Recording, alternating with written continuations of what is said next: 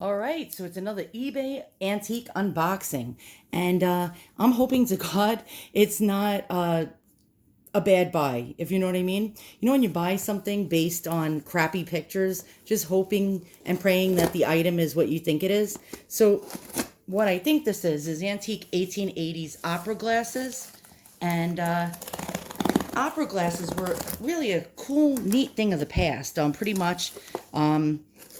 During the olden times, the Victorian era, the early 20th century. And why is my scissor crap? Because it's Farberware. Don't buy Farberware. Farberware is crap. It has no point. So basically, people had nothing to do, and what did they do? They pretty much, what is this, like a asshole-proof box? Yeah, pretty much. Let's try to open it from this side. Okay, so pretty much people had nothing to do, and what did they do? They went to the theater. Well, only wealthy people, that is. And ladies could not go to the theater without having fancy, fancy opera glasses. It was actually a fashion thing.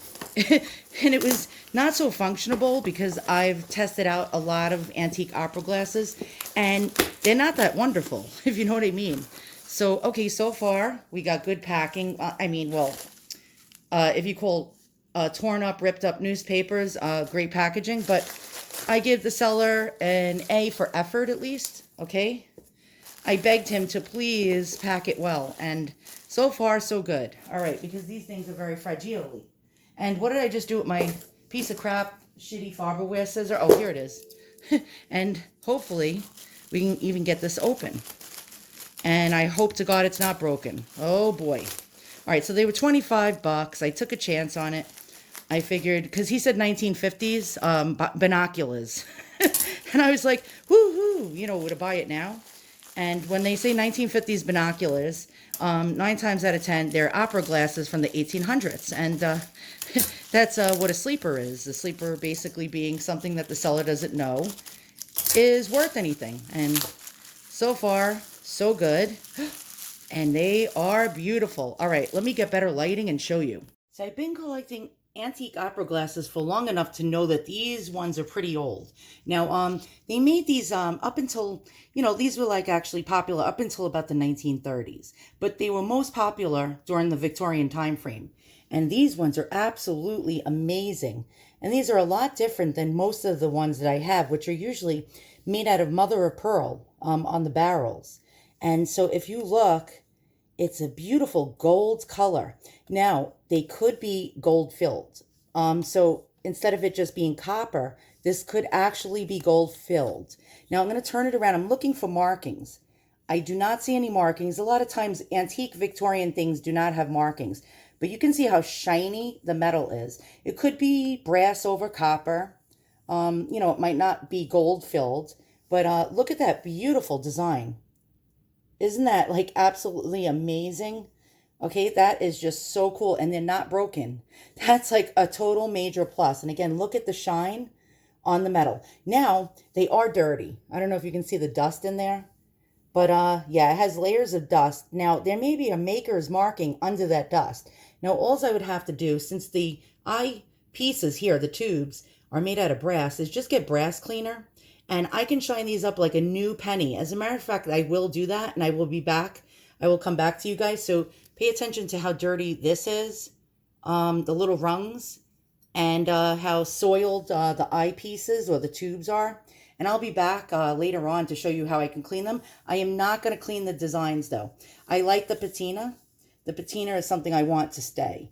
But that looks sort of, it could shine better, if you know what I mean. You could see, like, it just has some tarnish and stuff on it. Now, there's no names on the eye pieces here that are made out of mother of pearl. Generally, they would have a name brand on them or a name of manufacturer or like a jewelry store that it was sold at, but there's no identification on this at all. And my guess is these were made sometime in the 1880s. Now, this piece right here, this wheel, when you turn it, you can make these eyepieces go up or down. Now, it is a little wobbly, like a teeter-totter, but that's to be expected. I can tighten up this little bolt in the center with a screwdriver, but let's hold it up and take a look at that. Now, this was a fantastic buy at only $25. And again, I told you the seller thought that these were 1950s binoculars. And so it's another great sleeper score for me. So before I clean them and show you them all cleaned up really fast, I'm going to just show you some other ones that are similar to this. So stay tuned. Definitely have to get one of those programs where I can actually show you my computer screen. Sorry, I'm filming my computer screen. Here's another example, antique. And this brand was the Elite Paris, gold-filled opera glasses with textured floral design. Here's another example. This person saying that they're gold-filled, and the value is $525. Now, are mine gold-filled? I do not know. I'd have to look for some kind of markings or do some kind of test, but here's an example of gold-filled ones with a floral design on them.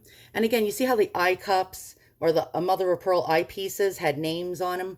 Mine does not have a name at all, so it's mystery made opera glasses. Most likely, almost 110% sure that they were made in Paris, France. Here's another pair. Again, we have that textured flower look, but these are gold. Real gold with real gemstones. And as you can see, they got really opulent. So a lot of Paris manufacturers of opera glasses. Wow. I mean, look at that. Very similar to my pattern, right? Okay, here's another pair in silver. And they did make them in silver, precious metals like gold. They also made them in brass and nickel. So they came in all different kinds of metals. And here's an example of some of the designs you may see on them. And this one, of course, has a marking of some sort that says that it's silver. So I couldn't find it on mine. But it's not to say that it's not there. Okay, here's another pair right here. Very similar to mine. And it says rare French gilt copper opera glasses with mother of pearl fittings marked Lumiere, Paris, patented 1886. So you know mine opera glasses that I have weren't made in the 50s like the seller thought. Here's another example of Paris or French opera glasses with this beautiful repoussé, don't know if I'm pronouncing that right, design. This raised pattern, that's what repoussé is, if I'm pronouncing repoussé correctly, which I'm probably not. And again, this is another French maker. There's no price next to it. Now, something like this would probably sell if it's not gold and it's just brass over copper, about $225 to $325. So I did pretty well with my $25 investment. Here's another example with and again, I'm going to pronounce it wrong, so don't comment in the comments below that I pronounced it wrong. A lorgnette handle. And again, we have that beautiful pattern. Very, very cool. Here's another view of that. Okay, and last but not least, these are the same ones, and you can see the full opera glasses with the handle. It posed this way. Now I'm going to make them shine. The eyepieces, you know, or the tubes shine as well as these ones. So I'll be back in a moment after it's all polished. All right, so I'm going to show you the before, and I'll be back in about another 30 minutes to 50 minutes with the after. That's how long it takes to polish opera glasses like these. It's a big, arduous, type of undertaking. All right, so remember it before, and I'll be back in a minute. Really fast, I'm going to just show you if you have antique opera glasses that have tarnish on the copper. This is what I use, Wright's copper cream. And I just put a little bit on like a cotton ball. And by the way, my thumb is poking out of these gloves. I reuse these rubber gloves for my antique restorations because I'm too cheap to keep buying more. But so you would take the Wright's, put it on here, and then take one of these cotton balls or cotton pads, whatever the hell you want to call it. And hold on. Okay. And then what you're going to do is you're just going to go, hold it with one hand and just rub it just ever so gently. And then the cream, you got to get that cream off. So you might have to dampen this just slightly where it's not dripping wet and then wipe it off. And then boom, it ends up getting clean. Now to get in here, you just rub the Wright's cleaner with a little Q-tip like this to get it into these spots. So there you go. Or you can get these gloves that are made out of fabric that you can use to, polish silver or any kind of, metal. Okay, I just want to show you. With 15 minutes of elbow grease, this side compared to that side, Oh my goodness, it's really hard to do this, okay? And I'll be back. These opera glasses are going to go down in history as the hardest pair of opera glasses to clean that I ever had. Are they perfect? The answer is no. Will they ever be perfect? The answer will be no. But you can get it a little shinier with a little bit of copper cleaner. And note to you guys, if you ever use the copper cleaner, be very careful because you can take the finish off of them. It depends on what kind of metal you're using. Do like a spot test first. Because you can actually take the finish off of them. And so I think they look much better.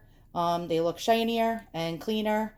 I did not do these parts, and as you can see, it's still, look at that. Look how shiny that is. All they did was use a buffing cloth and buffed it. So there we go. So these are a mystery pair. I've never seen a pair of opera glasses without any kind of marking on them. Absolutely no marker saying where the maker made them. I do know that they got to be Parisian or French, but I've never seen this. Is like a baffling mystery. A pair that were unmarked. 90% of them, 99% of them are actually marked something Paris on them. Lemire is actually the ones that are the most popular ones that you will find. A company by the name of Lemire had been the premier maker of opera glasses back in the day, and a lot of them will be marked that brand, Lemire, Lemaire. There were other Parisian opera glass makers as well, but these are not marked. Like Chevalier, there was Elite, there was all sorts of makers, but again, Lemire being the best and the most premier. But yeah, I guess I'll never know who made them. Worth the 25 bucks. I was so glad the seller thought these were 1950s binoculars. And yeah, another sleeper score for me. Thanks for watching, and I'll see you guys all soon. So long.